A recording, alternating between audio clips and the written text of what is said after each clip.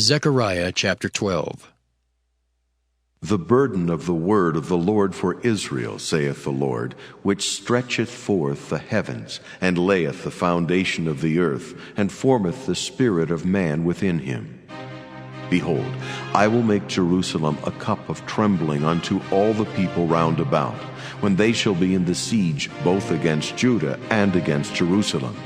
And in that day will I make Jerusalem a burdensome stone for all people. All that burden themselves with it shall be cut in pieces, though all the people of the earth be gathered together against it.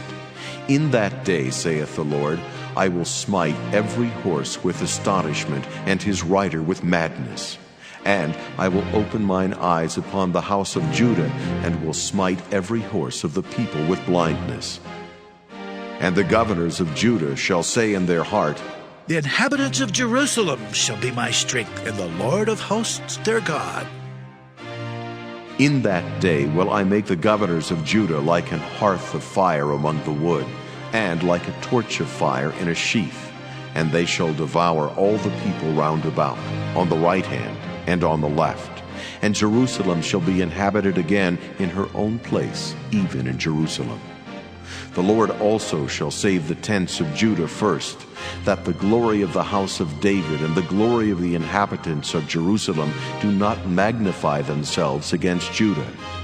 In that day shall the Lord defend the inhabitants of Jerusalem, and he that is feeble among them at that day shall be as David, and the house of David shall be as God, as the angel of the Lord before them. And it shall come to pass in that day that I will seek to destroy all the nations that come against Jerusalem. And I will pour upon the house of David and upon the inhabitants of Jerusalem the spirit of grace and of supplications. And they shall look upon me whom they have pierced, and they shall mourn for him, as one mourneth for his only son, and shall be in bitterness for him, as one that is in bitterness for his firstborn. In that day shall there be a great mourning in Jerusalem, as the mourning of Hadad-rimmon in the valley of Megiddo. And the land shall mourn every family apart, the family of the house of David apart, and their wives apart, the family of the house of Nathan apart, and their wives apart, the family of the house of Levi apart, and their wives apart, the family of Shimei apart, and their wives apart. All the families that remain, every family apart, and their wives apart.